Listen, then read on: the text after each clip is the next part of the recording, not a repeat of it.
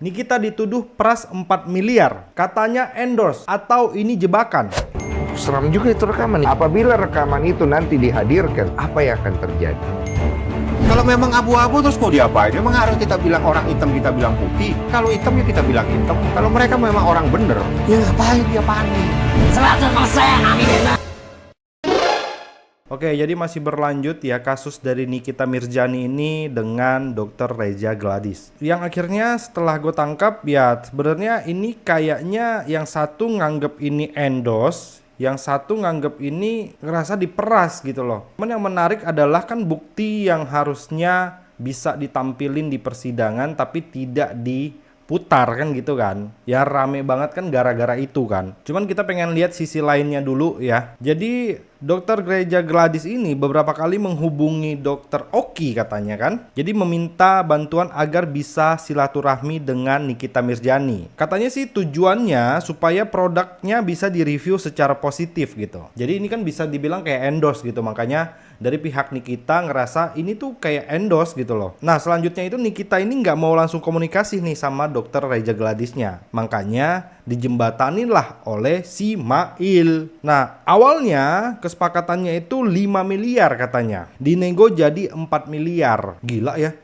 Endorse sampai 4 miliar. Akhirnya dibayar dengan 2 tahap. 2 miliar ditransfer ke rekening developer rumah NM. 2 miliarnya lagi dibayarkan secara tunai ke Mail katanya. Katanya memang nggak ada kontrak tertulis di sini ya.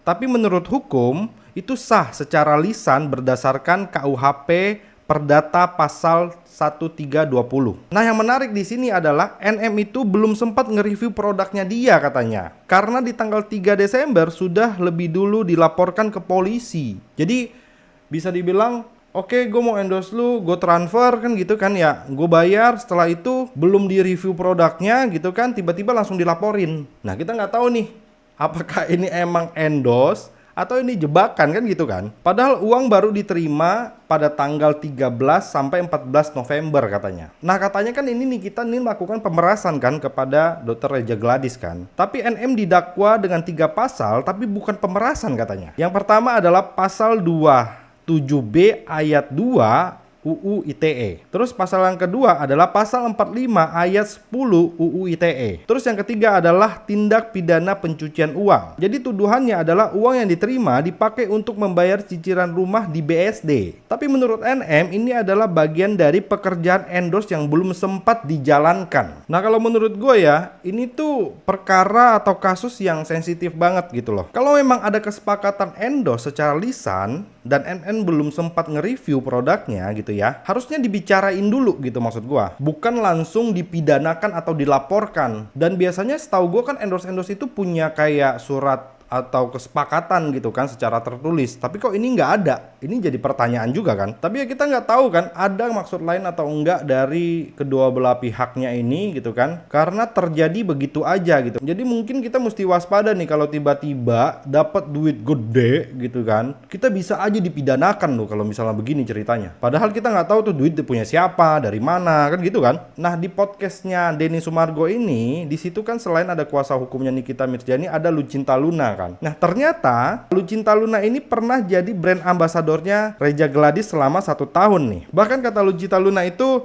dia sempat dicap pengemis katanya waktu meminta perpanjangan kerjasama. Cuman kalau menurut kalian sendiri gimana nih? Apakah ini memang pure endorse atau ini jebakan buat Nikita? Coba tulis pendapat kalian di kolom komentar dan jangan lupa follow akun ini.